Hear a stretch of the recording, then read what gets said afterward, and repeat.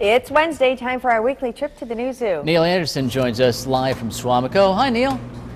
Hey, good morning. Well, we're here with the lions, and of course you can see behind me, Jessica, our zookeeper. She's going through her training with our female lion. This is Ajaya. Ajaya is 7 years old.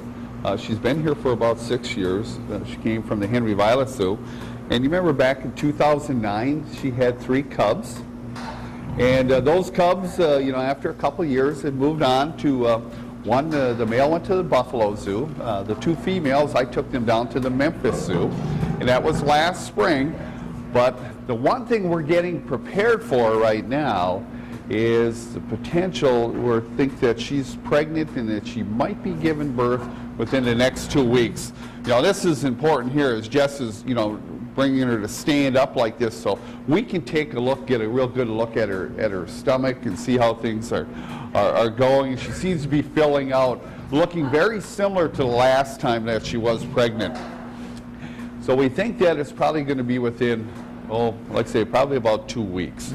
Now, to prepare for that, the one thing that lions do, and they do this in the wild, is they leave the pride, okay, and then they go off to an area, secluded area. It might be a marshy area, it might be a thicket, it might be a rock outcropping, a cave, or whatever. But they need to go to an area that's going to be private for them, and they're going to stay out there for about, probably a good month or so. And that's so that the little ones and mom can bond. Now, what we did this year is, in preparation, you can see we've got a den box. And that's what we call more of a cubbing box. And we just put the straw in, and she was in there earlier this morning. But this will be an area that she'll be able to come in. She'll have these 2 areas, the caging areas, but you can see also that there's a plywood divider so that she can lay in there, and then she won't have to be able to take a look and see the male, so when he comes in at night, because we bring these guys in at night, he'll have the far stall like this, so she'll have that separation. And that has worked out well with her in the past, so that she does know and she feels comfortable, and she has produced, the 3 cubs. And what's so important with her, there's about 334 lions out in about 100 of the accredited zoos.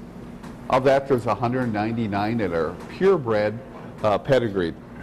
And it's so important that right now we're hoping across the zoos, I think there's about 50 pairings this year, that we produce about 34 animals. And she is so valuable for the lion species survival plan just because of her genetic background. And that the other thing is that she's been a great mom. She was able to raise 3 little ones that hopefully this will all work out this year, but we really think she is. And normally, they'll cycle in and have their little ones, every couple years. So we're kind of right on schedule. We got the approval to go ahead and have her, in this case, hopefully that she is bred, and she's such an important part to the overall lion species survival plan in the entire country. So we're excited because, not only is this fun for us, it helps the conservation efforts for lions worldwide. In addition to that, of course, our visitors love to see lion cubs. So for our visitors, if we have them, it'll take about a month before they can get up and running around, that they'll be able to go out on exhibit as well. All right. Thanks, Neil. We'll check back with you next hour, okay? Hey, sounds good. See you.